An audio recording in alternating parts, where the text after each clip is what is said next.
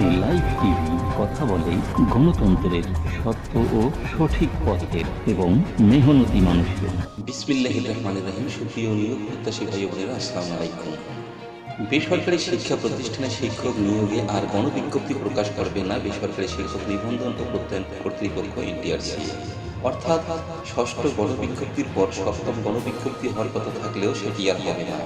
এখন থেকে শিক্ষক নিবন্ধনের বিজ্ঞপ্তি হবে শিক্ষক নিয়োগের বিজ্ঞপ্তি বলে জানা গেছে।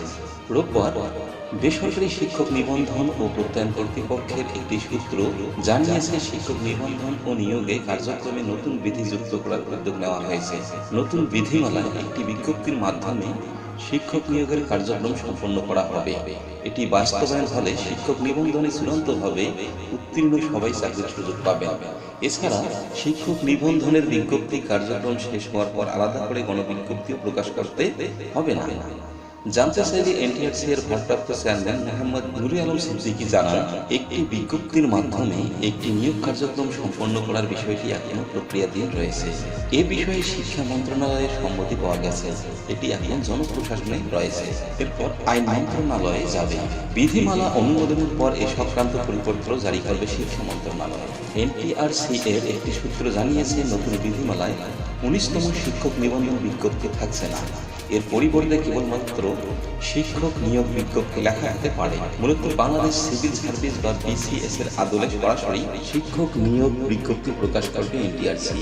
নাম অপ্রকাশিত রাখার শর্তে এনটিআরসি এর এক কর্মকর্তা জানান, বিসিএস এর মতো একটি বিজ্ঞপ্তির মাধ্যমে নিয়োগ কার্যক্রম সম্পন্ন করা হবে। পরীক্ষায় উত্তীর্ণদের সবাই চাকরির সুযোগ পাবে।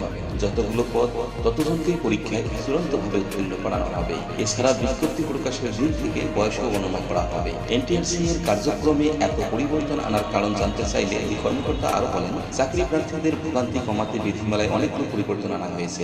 এনটিআরসি এর বিরুদ্ধে বড় অভিযোগ ছিল, তারা সনদধারী বেকার তৈরি করে। এই অপবাদ থেকে মুক্তি মিলবে। এছাড়া গণবিজ্ঞপ্তিতে বয়স সংক্রান্ত জটিলতাও দূর হবে। নতুন বিধি বাস্তবায়ন হলে বয়স নিয়ে আর কোনো সমস্যা থাকবে না। সব দিক বিবেচনায় নিয়েই এই পরিবর্তনগুলো আনা হচ্ছে। জানা গেছে, বেসরকারি শিক্ষা প্রতিষ্ঠানে এখন পর্যন্ত 5টি গণবিজ্ঞপ্তির মাধ্যমে 1 লাখের বেশি শিক্ষক নিয়োগের সুপারিশ করেছে এনটিআরসি। আসন্ন ষষ্ঠ গণবিজ্ঞপ্তির মাধ্যমে আরো 60,000 শিক্ষক নিয়োগ দেওয়া হবে। এছাড়া এখন পর্যন্ত 18টি শিক্ষক নিবন্ধন কার্যক্রম সম্পন্ন করা হয়েছে। এর মাধ্যমে অসংখ্য প্রার্থীকে সনদ দিয়েছে সংস্থাটি।